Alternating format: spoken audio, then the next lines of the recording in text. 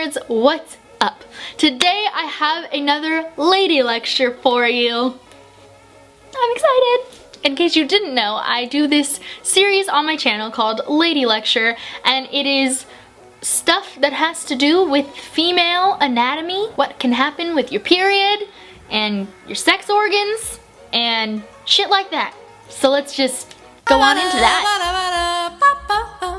Today I'm going to be talking about my experience with the implant birth control called Nexplanon. Nexplanon goes in your arm. Usually they put it on the arm that you don't write with, so mine would have been in my left. But I actually got it on my right because I have a very pretty tattoo right here and I didn't want them to mess it up, and the doctor was nice enough to do what they're not supposed to do because it doesn't actually really matter. It's just for like the healing process, which doesn't take that long anyway. It is a stick that is about that long and it's really skinny and it's white. You know a coffee straw, like a coffee stirrer straw? Like one of those. It's only this big.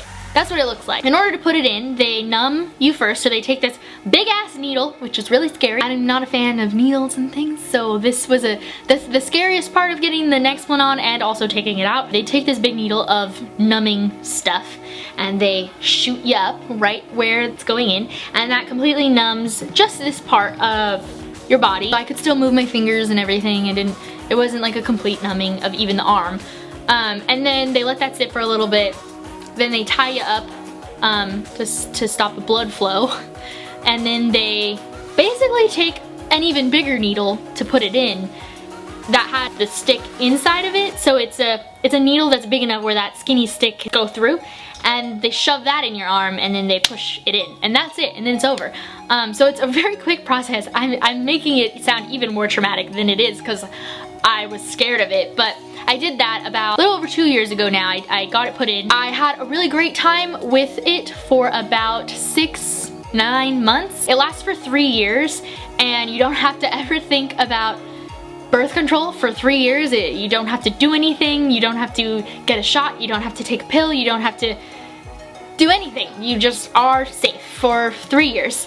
And easy as that, and boom. You can decide to take it out early, which is what I did end up deciding to do. You can get it taken out, and the second that they take it out, you are now fertile again. It doesn't take time to get back to your normal cycle. Your cycle begins immediately after it's taken out. Whereas the depot shot, oftentimes you'll see women not be able to get pregnant for about 6 months after they stop taking it at minimum. Now that's not always the case. My aunt stopped her depot shot and got pregnant the following month. So it's not always the case, but that's the usual. And so that's one thing that the Nexplanon can be nice for if you are only wanting a short period, 3 years long, of not having babies, and then you want to get started once those 3 years are up. You know that you can do that.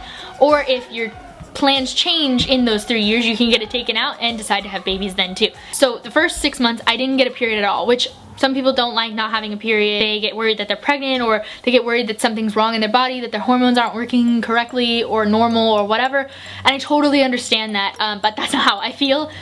When I was on the depot shot before I was on the Nexplanon, I didn't have a period and I fucking loved it. And so when that continued for me during the Nexplanon for the first 6 to 9 months, I was really happy about that. After about 6 to 9 months, my period came back, which I was like, that sucks, but like, power through. That's when I found the Diva Cup. I have a video all about the Diva Cup on my channel, so it'll be linked in the cards if you want to know more about that. I wasn't just getting a period once a month. I was getting a period that lasted for 7 days, and then having a week off, and then getting another period that lasted 3 or 4 days, and then having a week off, and then continuing and continuing. And it was not even regular, like I knew it was coming, even though it was coming more frequently. It could maybe only be gone for 1 day and then come back, or maybe it lasted like 2 weeks and I didn't have one and then it would come back. So I couldn't even like regulate it where I was prepared, so I ruined a lot of underwear. So that was my really big complaint. So I still lasted